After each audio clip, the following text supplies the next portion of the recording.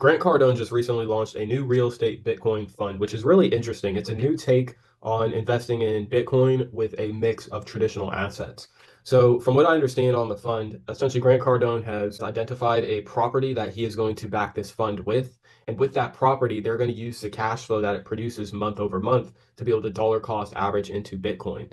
The goal on this is to get a appreciation over the course of 10 years that would be much greater than just real estate, given that Bitcoin has blown real estate out of the water as far as appreciation over the last 10 years. So it's quite smart given if you were to buy the full fund amount in Bitcoin right now, when Bitcoin corrects, it's most likely going to drop to the 50 to 70K range, and that would be below where we're at currently today, sitting at about $100,000. So it's quite interesting given it's the first real estate Bitcoin fund that I've personally seen that mixes a traditional asset class, something that is a hard physical location that you can go to in person, mixing that with Bitcoin, which is something that is primarily or completely digital.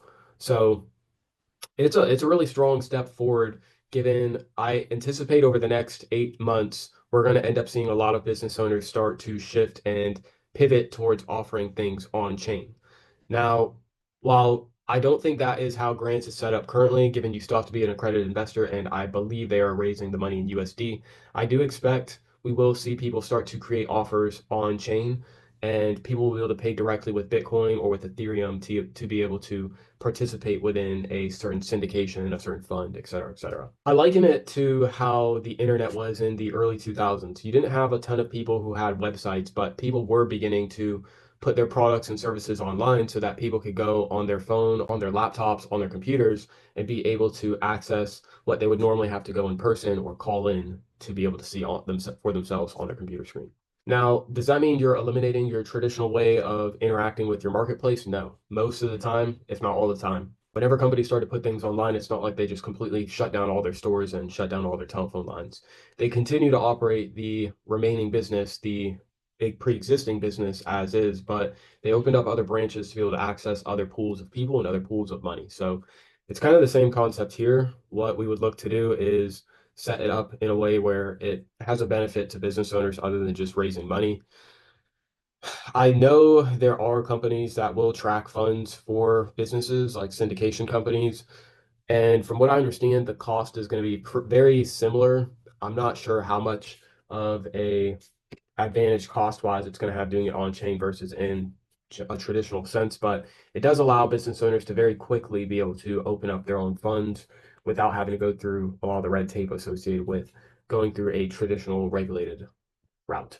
So the goal would be we could set up some of the basic stuff that I discussed earlier in the channel, like having tokens that are backed for specific projects or specific real estate properties. On top of this, we could also set it up for companies that rent out things like jets, things like exotic cars, and things like yachts. Primarily assets that are higher in cost and that the average person can't purchase. We would look to see how we could tokenize that and offer it on a shared basis.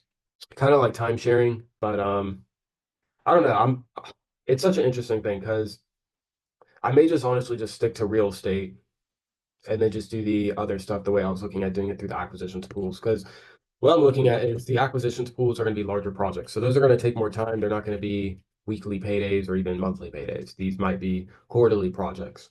And so obviously I'd want to be able to have capital that I can cover my own expenses as well as reinvest into the business. So I don't even know. Hmm. Patience is definitely a virtue. I am also looking at it though from the stance of credibility, just given if we can set up a few investors with things on chain, it gives more substance to us coming on to a larger project where we're going to be raising, the amounts you need to for being able to execute on a roll up. So still trying to figure out exactly how we're going to do this, but given there is still quite a gap in the market with business owners who have put things on chain, offers on chain for people to utilize, that is something that we can help facilitate and bridge the gap with, given we do understand how to at least put together a basic front end and put together a smart contract. So need to get back on that. I need to get back on using ChatGPT more regularly, honestly, because it's been a while since I've logged on to do that. I guess it's something we can work on tonight, but with that being said, I'll see you guys on the next video. Peace.